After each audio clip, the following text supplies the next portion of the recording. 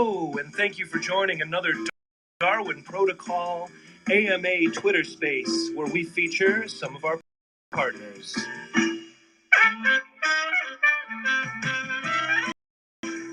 Today we have Thanos, the co-founder and CEO of Cyberscope.io, a smart contract auditing company striving to make cryptocurrency and smart contracts more secure for our investors. Today's space is definitely not one you're going to want to miss. Thanks for joining and being a part of what makes our community great.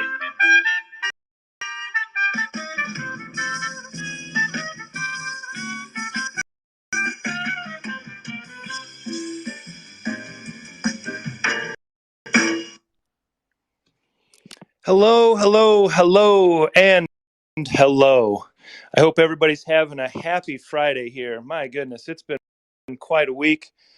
It feels good to know that we're now nearing the end. Would like to welcome our featured guests here today. Really excited to have them on the show. They're partners of ours, helping keep our investors safe. We've got Thanos from Cyberscope. We also have Andreas from Cyberscope, and they're here to share a little bit about how they help keep our community safe.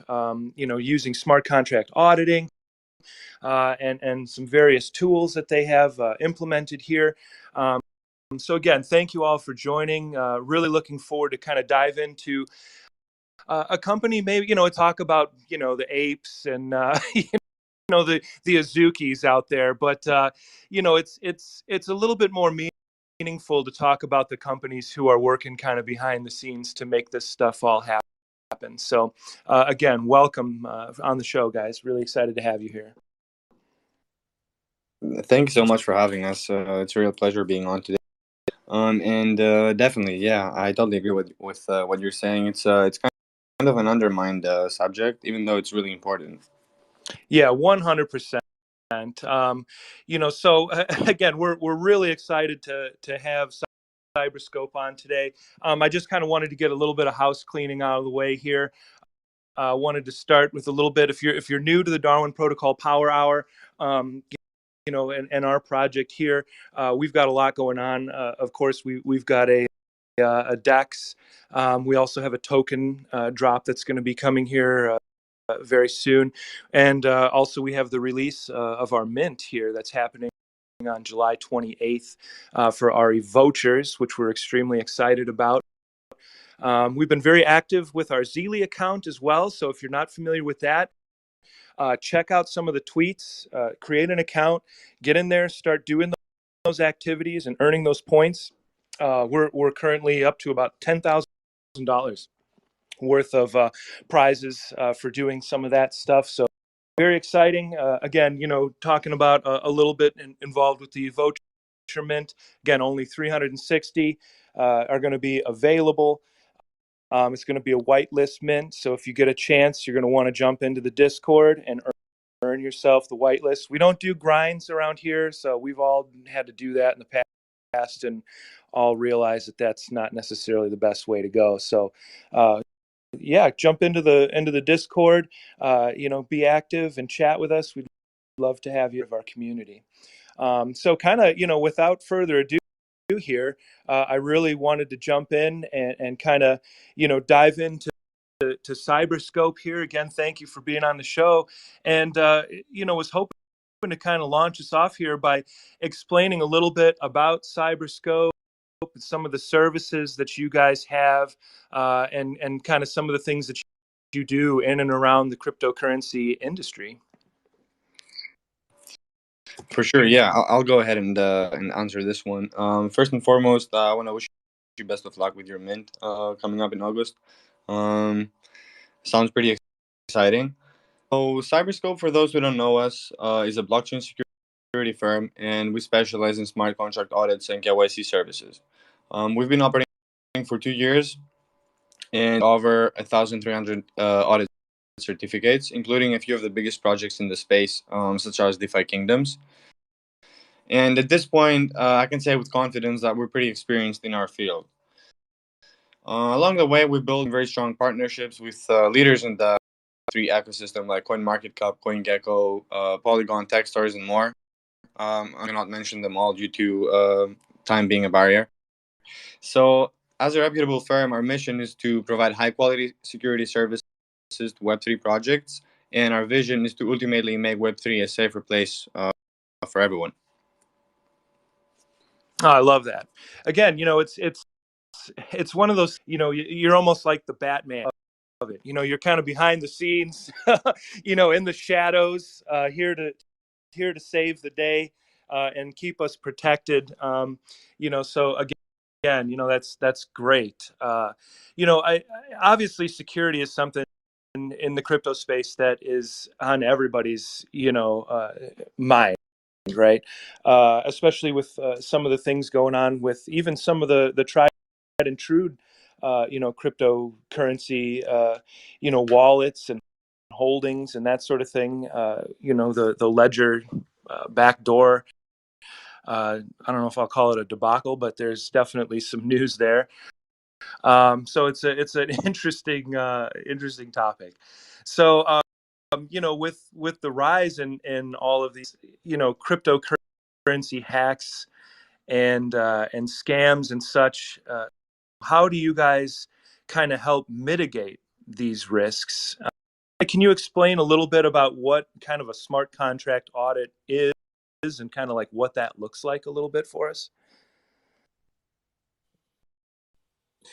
Yeah, absolutely. So think of it as locking your doors when you go out of your house, right? So you lock your doors, you don't leave your doors open. And this is what we do in terms of technical analysis. Projects come to us, they have been developing for a while and they want to launch their project. And this is where we come in before they launch and they endanger all these funds that will be trapped in blockchain forever if they make a mistake. We come in and we do a technical analysis. We review all the code that they write, and we present them with a technical report. Now we try to keep it not entirely technical, but also user friendly for investors, because it's very important for an investor to be able to understand what the audit says.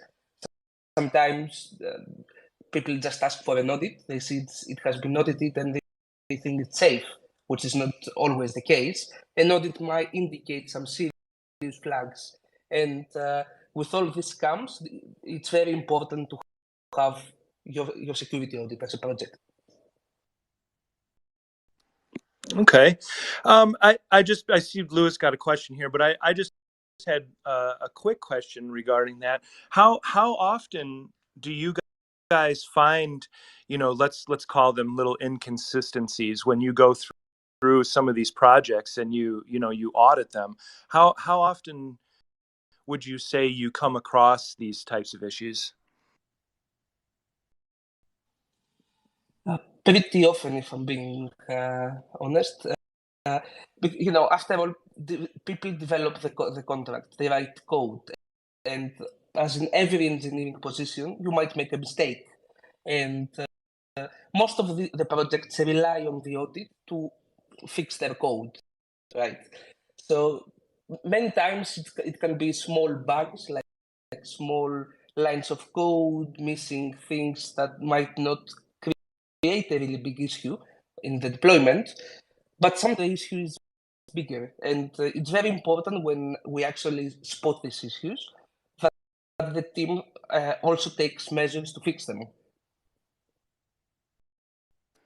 Yeah, that would say that's probably the most important part, right? To make sure that they actually are following the advice and are understanding what you're actually giving them. Absolutely. Lua, what's going on? Hey everyone. Yeah, just now that we're speaking a little bit more on the audits, I did have a question in regards to like the process. Like essentially, when you're conducting a smart contract audit, how do you ensure that the analysis and identification factors in terms of vulnerabilities are there? Like, are there any hackathons that are going on and things like that? Like, what do you do to like double down and ensure that we're being thorough when it comes to the auditing of these smart contracts? Mm-hmm. So we have three stages when we're conducting an audit. The first stage is the static analysis. Here we have an internal tool which we developed, which will run diagnostics, graphs, gas optimization, anything that the tool will find. Then stage two is the manual line-by-line code review. Here, and it's the most important part, we assign two different teams to look at the audit, because even one person can make a mistake, but having two teams, and teams can be teams of two or teams of three even, depending on the complexity of the project. They will then either find things and create the final report. Stage three is the test and deployment. This is also a very important stage for the audit. And here we will mock the environment of the smart contract. For example, if the project is a locker contract, we will mock months or 1 year in the future the environment and try to see if we can hack it, if the vesting is what it's supposed to be, or if it can be claimed prematurely, things like that. And then, of course, it's the delivery process. But yeah, in short, what we do is we have a lot of stages. We don't just rely on one person quickly reviewing the code. We have a lot of tools in line, a lot of checks, a lot of guidelines to make sure security is at maximum level. So I'm understanding then. So the process would be that after after someone reviews it, then you have multiple people go back through and take a look just to ensure that nobody's making mistakes. So it's like a triple check system in order to make sure that everything is on the up and up. Is that correct? Exactly. I mean, the more people and the more eyes on board, obviously, the better the outcome will be.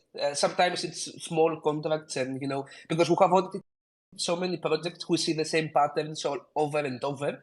But it's these little things that could make a difference. Sometimes malicious code hides a malicious function even in plain sight. It could be like a small 2 lines of code that can mess up the whole contract. So the more people you dedicate, and that's more cost for the company, but still it's a better quality for your clients.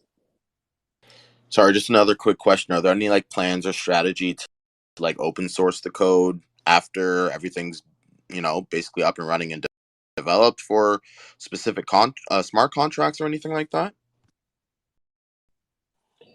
Well, that depends on the project's confidentiality, because some projects prefer to keep them. We sign NDAs, and they want to keep the code private to not have competition copy paste their project. So they don't even verify it when they deploy it. But for other our deployment of audit report, if the project is verified and up and running, they can see the code as well. Just a quick question here that I've been thinking about when you're talking about this, as far as educating people on it. You had kind of mentioned that people kind of consistently make the same mistakes over and over again, and I can totally see that happening and understand how and why that would happen. Is there any plans to, and again, I'm shooting from the hip here, but to incorporate possibly an education aspect, so that we can perhaps arm the communities that are out there coding these smart contracts, and to kind of help them prevent some of these common mistakes that you see? Oh yes, education is something we have focused as well, because apart that it helps with adoption, it's also a good security measure. Educating the developers before they start writing the code is one of the ways to make sure they won't make a mistake. We write a lot of security content. We have our security tools as well, which help educate people with findings and results and checks that are very useful for even investors that they want to see how this contract behaves.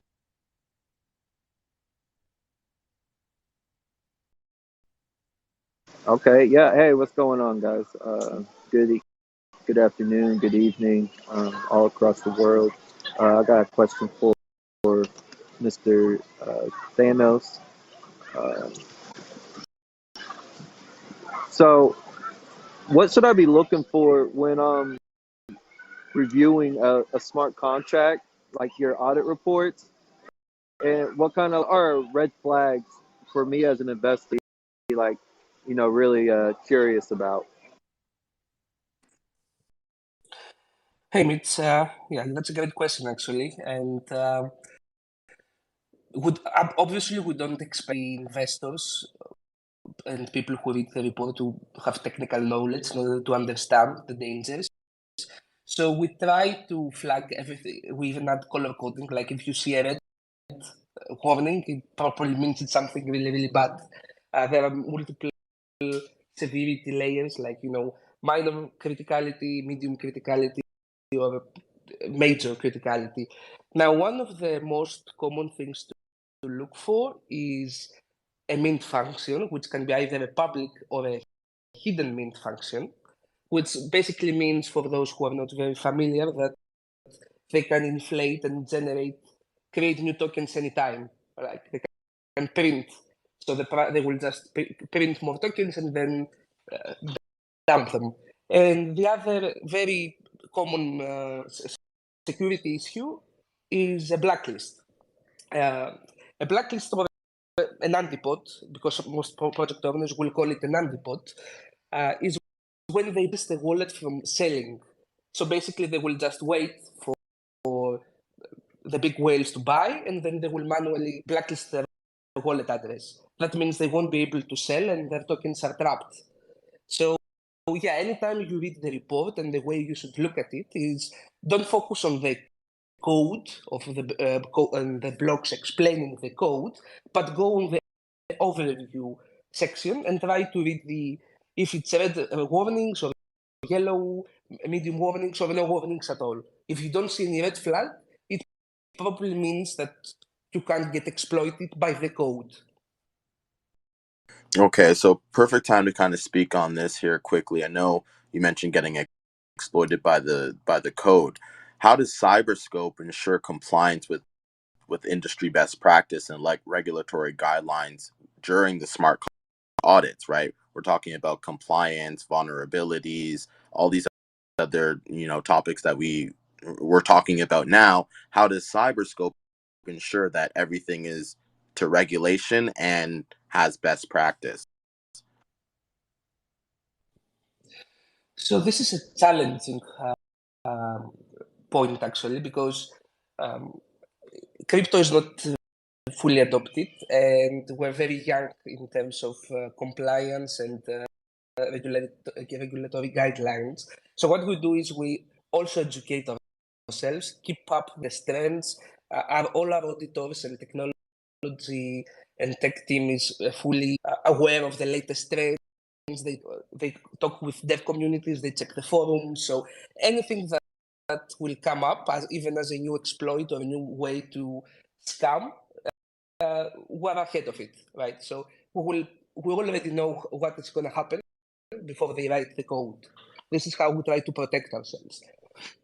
Now, in terms of compliance as well, because there is no rules out there. Code is the law, as they say, and we are the ones that trying to protect the community by pointing out what the rules should be or what the guidelines should be about what is safe and what is not safe.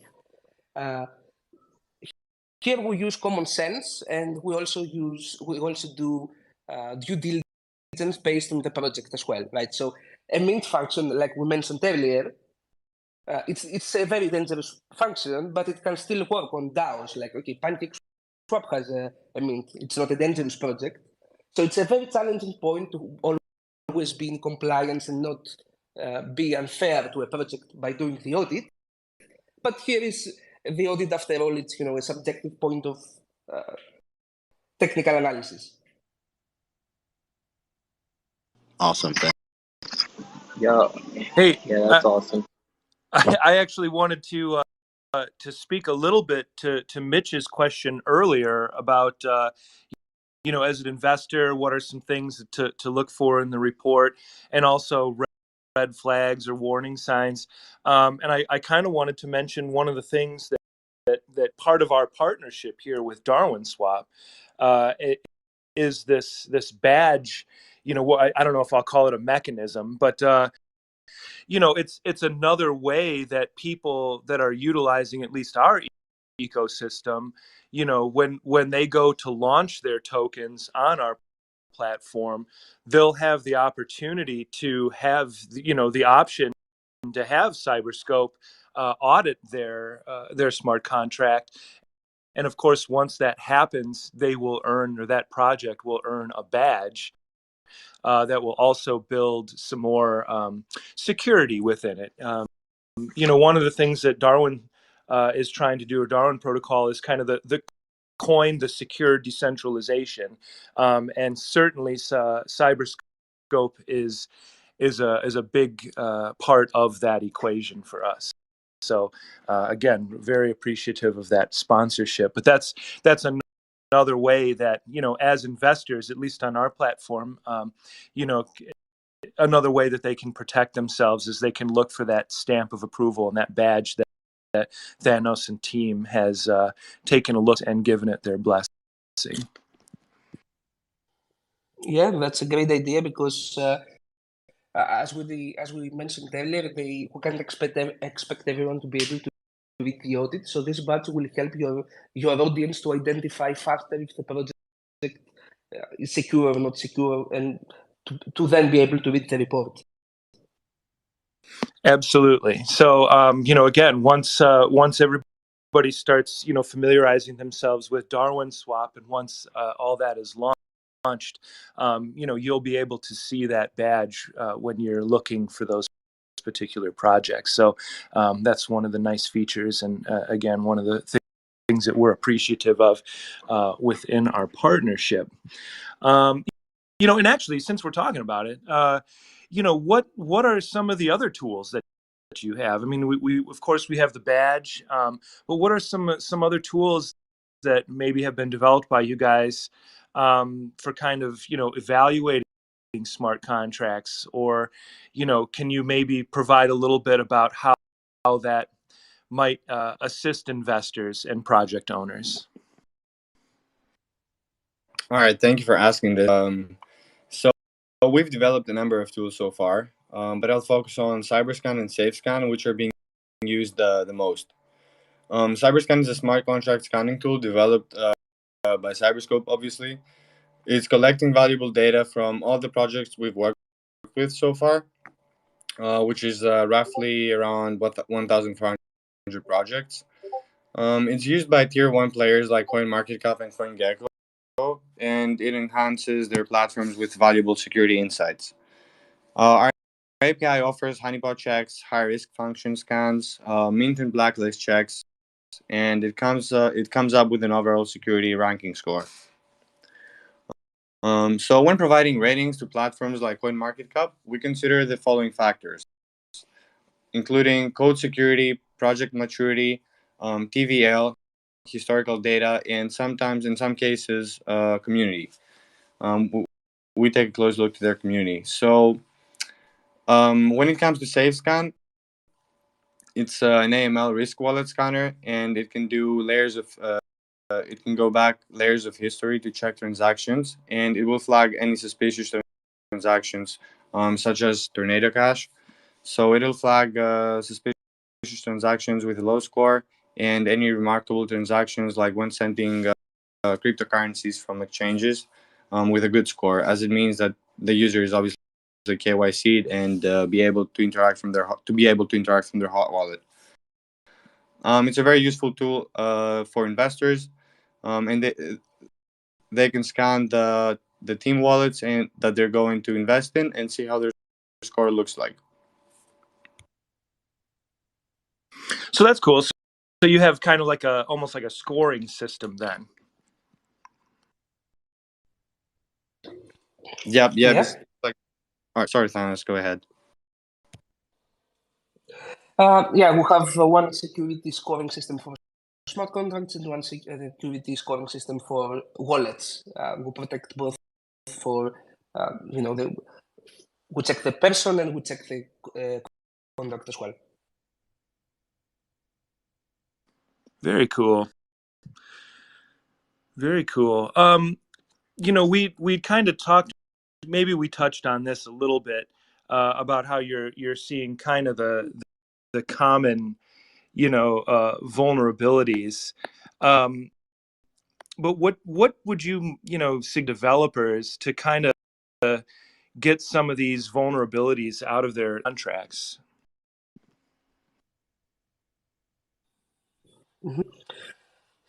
So if you're a developer and you want to copy a contract that already exists, I suggest you start reading the audit of the contract that you want to fork. Most people, and I've seen this a lot, they will just find a successful project, maybe Pay or Mint token or anything that is very, very popular, and they will just copy the contract without even seeing the audit report or if the business logic applies to their product. So in a security point of view, from a security point of view, I suggest that reading of the project that you are cloning is very important so that you know how to fix the issues before even writing them. Now, if you are developing your own project, and this is the hardest part, it's a really good practice to use Open Zeppelin libraries. They are open source libraries that have been audited by multiple people and they're super safe. They've been used, they're the common standard as an industry. So use as much open source libraries as you can find. And when you have to write your own custom code, make sure to do unit tests. You will do unit tests yourself, and then you will go for an audit.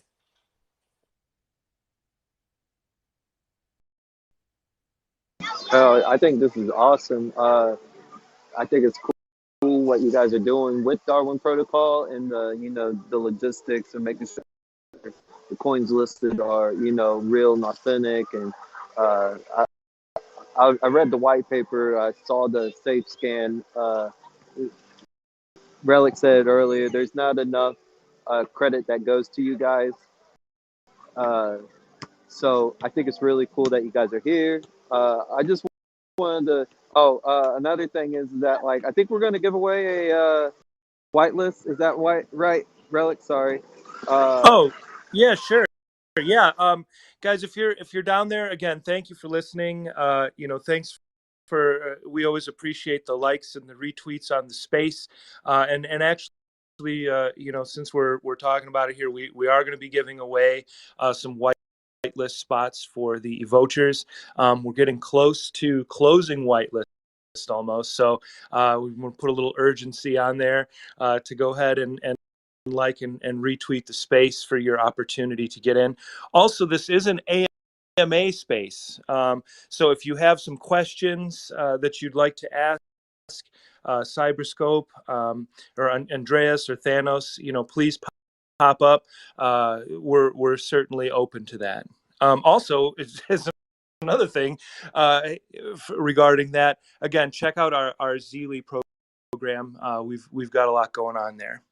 So I see we have Harp stepped up here. Harp? He disappeared on us at the last Yeah, second. last minute. Hopefully he comes back.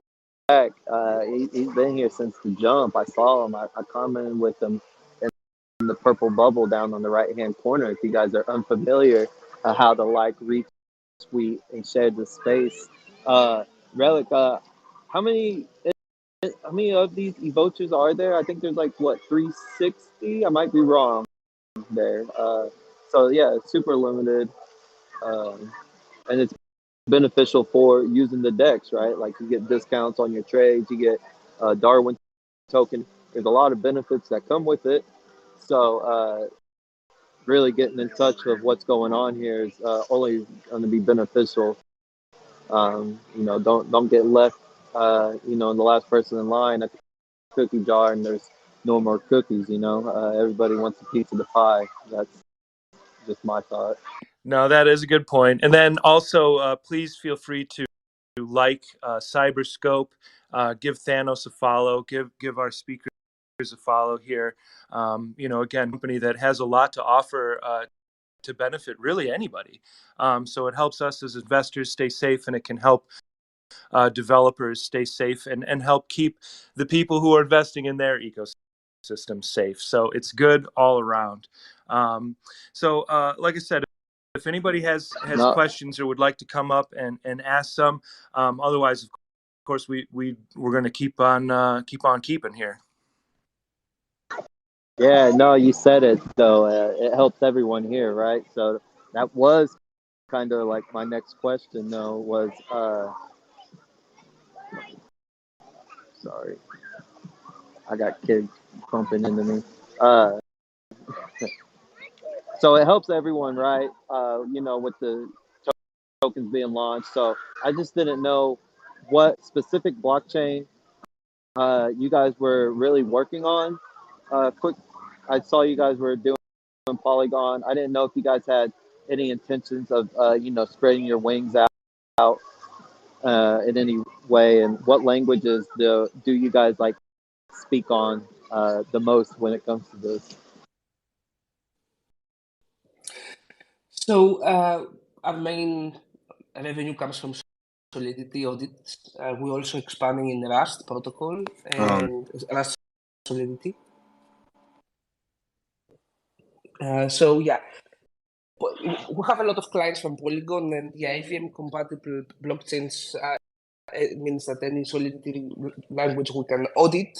The team is now getting onboarded with Rust, so we'll be soon be able to onboard Rust clients as well.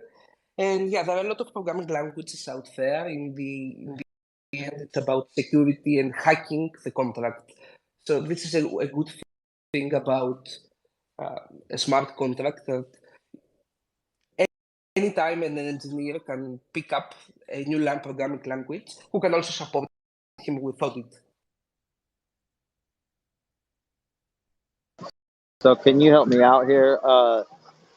I know you guys are on Polygon, but what's the you guys are obviously fluent with like Arbitrum as well, and maybe Binance, or like what other chains do you guys host these audits on?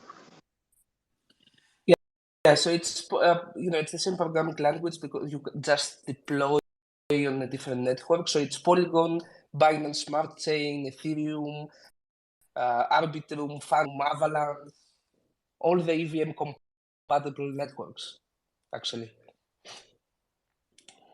Wow. No. That's, Oh, sorry. Go ahead, Mitch. no, go ahead, Lou. I was just saying that's perfect. This is something that a lot of people need to know.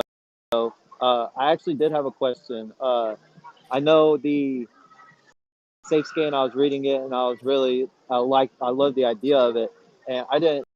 And I heard you say something about the history of wallets and all that too. So could you could you also trace the history of, say, projects that have already launched, and maybe people are still wanting to inquire about it to see if there was maybe a lot of wash trading or something of that?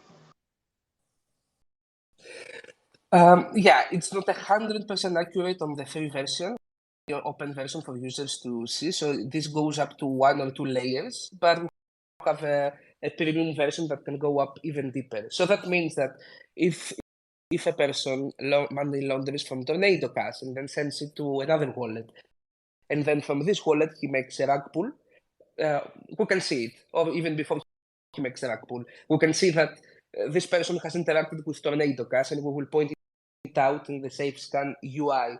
Now this will help investors be flagged, be alerted that this person has been setting something up. Why would you interact with Tornado Cash from a clean wallet if you don't have any intention?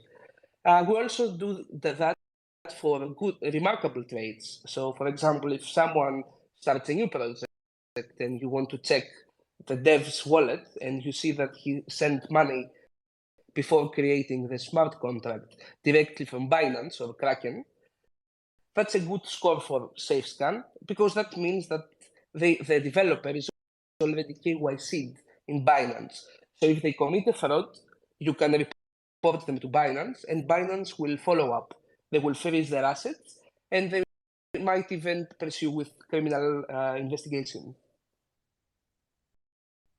Yeah, I know we're kind of bouncing around a little bit here too. I did want to ask a quick question here, and then we can kind of bring it back to Relic. But I know you mentioned working, with basically any blockchain that's Ethereum compatible. Are there any um, cryptocurrency projects that have benefited from Cyberscope smart contract audits? Do you have any examples of like people that you've already been able to provide better value to currently in the ecosystem?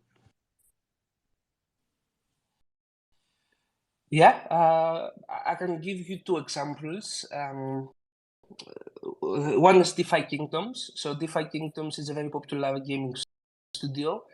They have a significant volume in Avalanche, and they benefited from our smart contracts because we flagged the serious issue on one of their tokens, and they fixed it.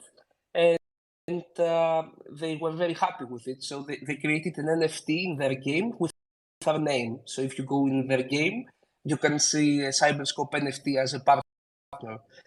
Now, the second case, which I cannot tell the name for obvious reasons, but we provided the value is because we saved this person.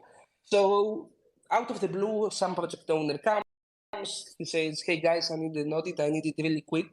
My investors are pushing me." Right. So we said we need 3 days to make this up, and he was naturally, when they come for security, they don't really care what the report will say. All they need is the report, most of them anyway, which is not exactly security very secure. So we had an argument, and we pushed back that we need time to do our due diligence and do our work. This guy wanted to add liquidity because he had some marketing activities up. Anyway, with back and forth, he patiently waited 3 days for the audit to be completed, and he found on the audit report that there was a public function that would basically be exploited and rug the whole liquidity out. So basically, we just saved him a lot of money. Of course, then he was super happy, so he changed the code and then deployed the fixed, updated code and added liquidity later.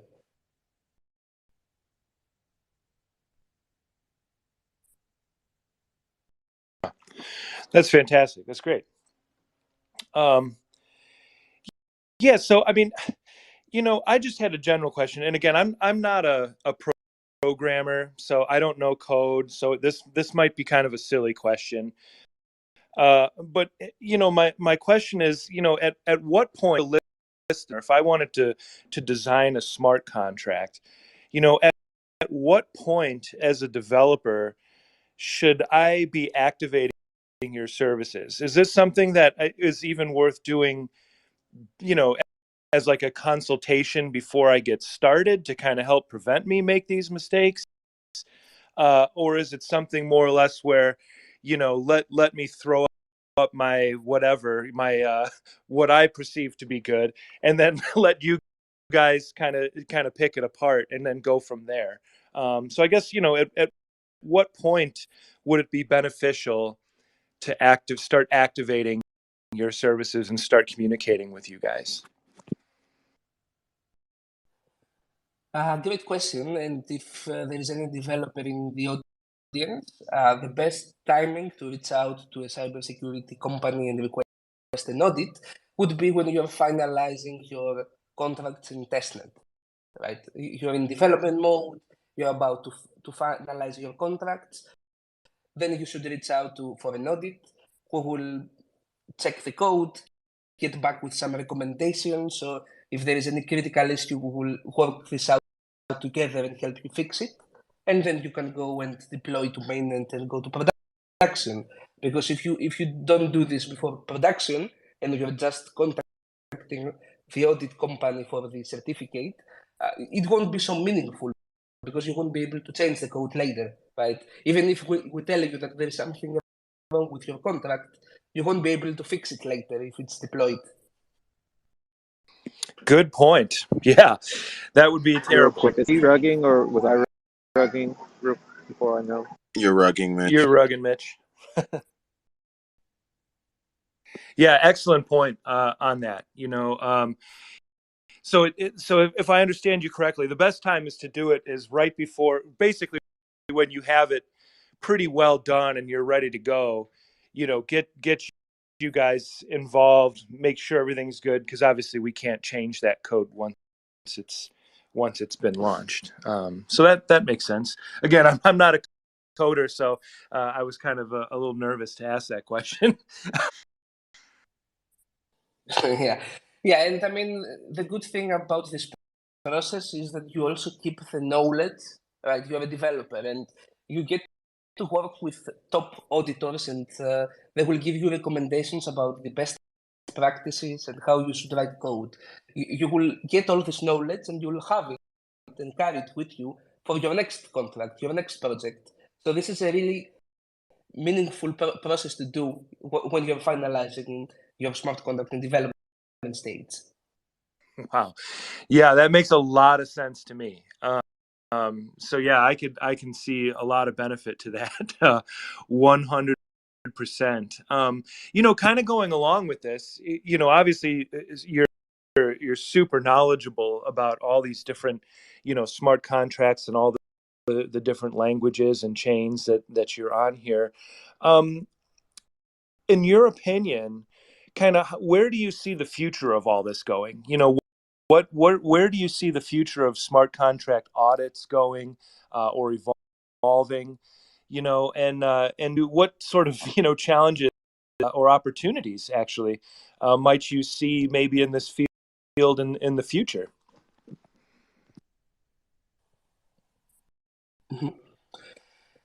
So first of all, we have to take into consideration the AI adoption, because AI is everywhere. It won't be very long before people start developing smart contracts with AI or start auditing contracts with AI. Maybe we can see a tool. We already have in the roadmap to explore AI as well, to add in our tool as a first stage process. But the most challenging part when it comes to evolution of the audit is compliance and regulations, because this will affect a lot the guidelines that we have. So let's say, for example, adoption happens tomorrow, but there is a regulation: no smart contract should have a mint function. There should be no inflated, no tokens that can be generated more than the total supply from the initial deployment. So we will change the guidelines again. We will change the rules. We will start auditing in a more strict way again. So this is the evolution of the audit. It's always about reading and adapting. As scammers adapt and as regulations change, we also have to be in the middle of hackers and and regulations.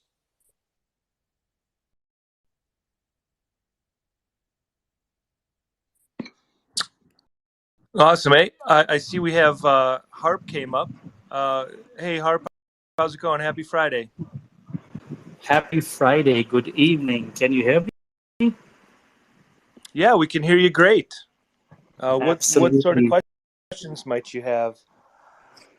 So first of all, I just want to congratulate you all for such a good AMA in which so much knowledge and things are being going on. And congratulations on the achievement and the progress of your respective projects. It's been amazing to see things thriving, and wish you good luck. And I have a question. So my question is basically, what are the three most important growth drivers for your project? And secondly, who do you see yourself as competition, and how you have positioned yourself differently from that competition? Thank you.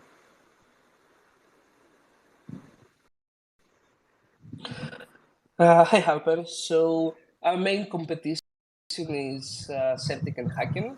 They've been around for more, and they have really good projects as well on their portfolio. The way we position against them is that we have this internal tool that we developed, which has every project that we audit, we save in our database patterns, security patterns. We also have the safe scan, as we mentioned, which is also a database model that we keep and cross-check. And basically, our audit process involves this security process where it's not only manual, but we also use this tool to further secure the project in length. It's not just one or two people doing a manual report and writing a PDF. As I said earlier, it's a three-stage process which involves a lot of automations, a lot of tools, a lot of security tests, and unit tests as well. We're focusing right now on connecting with the dev communities. We sponsor hackathons, and we do that. We want to contribute to adoption and to developers learning out how to code and how to build their projects. So we believe that by connecting and sponsoring these events, those will turn up to be our customers in a few months or years. We also have a really good account management team. We take care of our clients. We don't delay them. We try to deliver as fast as possible. And this is why they choose us and they come back for another audit. Usually, if you come and try our services, you'll be happy and come back again.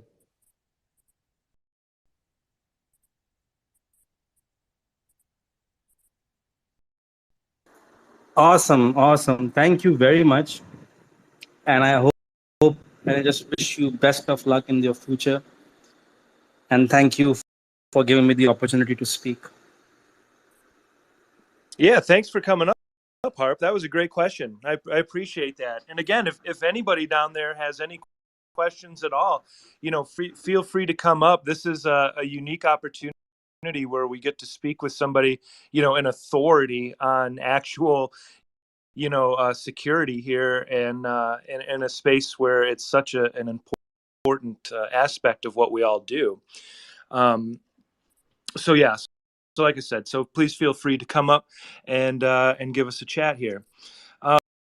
So I did, we're coming in here to close near the end. I have a few more questions that I wanted to ask. We touched on a couple of these things, as far as your success stories and some different groups that you've worked with and such. But I kind of wanted to ask just a general question as far as like, where can we learn more about Cyberscope? How can we get involved with you? Where can I find you? Are there any sort of resources or case studies available that our listeners can check out? Maybe dive in a little bit deeper. I know this is more of a technical space today, which is wonderful, because this is the stuff. This is what makes our ecosystems work. So, again, I'm super thrilled to have these guys on. So if you have any questions at all, please feel free to come up.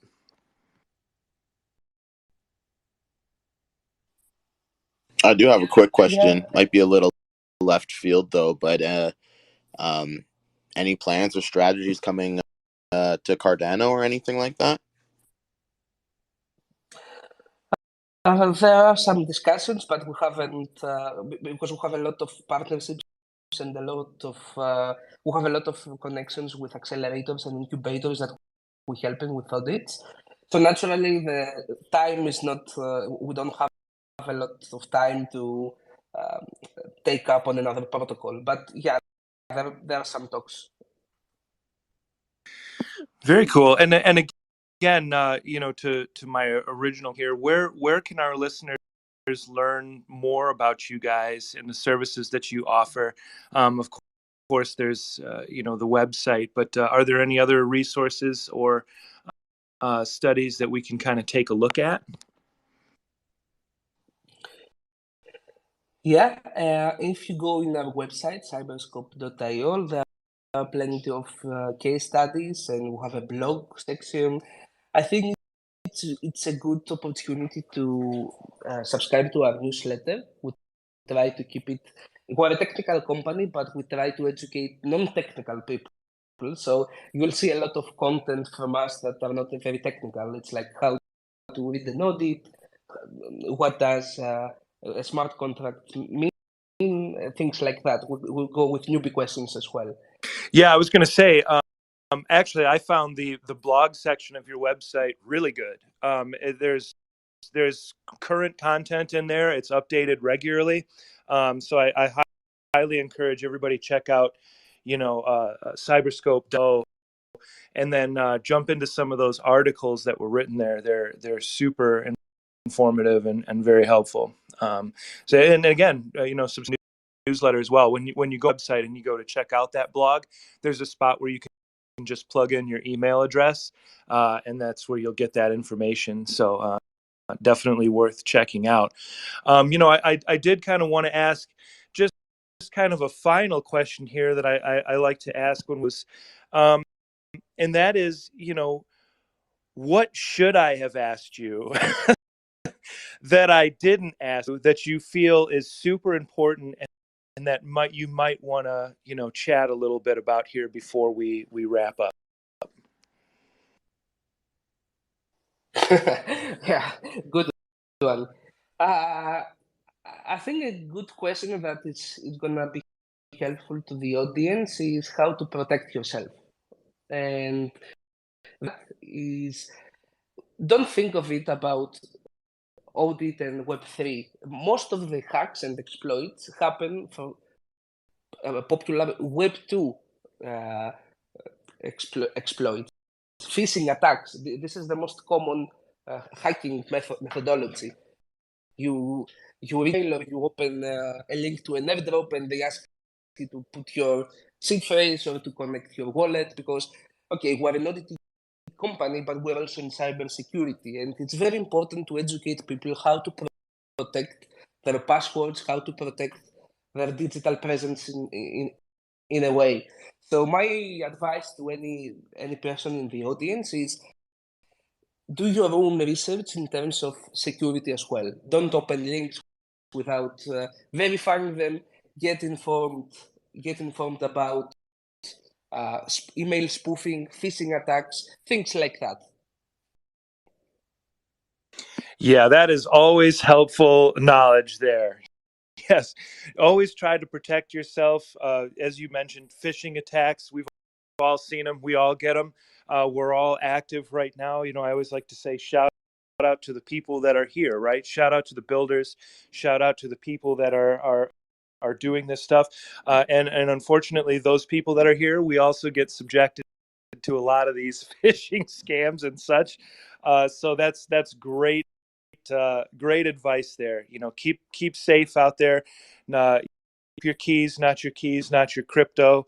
Again, thank you so much for coming on, Thanos and Andreas from Cyberscope. Really fascinating discussion here, and I super value the partnership between Darwin Protocol and you guys. Again, that whole coin secure decentralization is something that we take very seriously, and that's why we partner with Cyberscope, because these guys know what they're doing. They know how to protect us, and again, these types of audits are going to prove invaluable for our investors and keeping our whole safe. So again, thank you guys so much. I see Lou has a quick question here, so we'll let him jump in. And also, again, this is going to be one of our last opportunities to have somebody come up. So if you have any questions at all, please come up and ask them. Wrap. Yeah, I just want to once again thanks everyone for joining us and welcome anyone if they have any questions to come up and share those. And one more quick reminder to just retweet the space. I'm going to be running the Twitter picker for the whitelist as well momentarily before we wrap it up with the music and all that stuff as well. So just a quick reminder to retweet the space, and we'll get you in that raffle for the whitelist. And of course, like, subscribe, follow Cyberscope, follow Thanos. These are movers, these are shakers, these are people you want in your network. So be sure to do that as well. Again, I'll pass the mic over to Thanos and Andreas for the final comments here, and then we'll go from there. Perfect. Thank you for having us. It was a great space, and we totally enjoyed it as well. Thanks so much for having us, and I'm looking forward to perhaps having another one next week. Having you as a guest. Wonderful. Yeah, we look forward to it. That'll be a lot of fun. It was great chatting with you guys again. Fantastic space here. We're going to be doing these Darwin Protocol Power Hour AMAs quite a bit more often now. We're filling up the schedule here quick, which is going to be awesome for our community and a lot of fun for all of us here that get to hang out and expand our minds and learn more about all these wonderful companies in the Web3 space. So again, if nobody has any further questions here, just wanted to quickly shout out the room. Thank you for listening. I see we got Kieran down there. He, of course, is the CEO of Darwin Protocol, so thank you for jumping on, Kieran. We got Madge, Justice, Local T, Fidelity, Monfrere, Ligia, thanks for coming in. Ascend, Charles, Descent, Siri, Terry, thank you so much, everybody, for jumping in. Really appreciate it. We'll catch you guys. Thanks.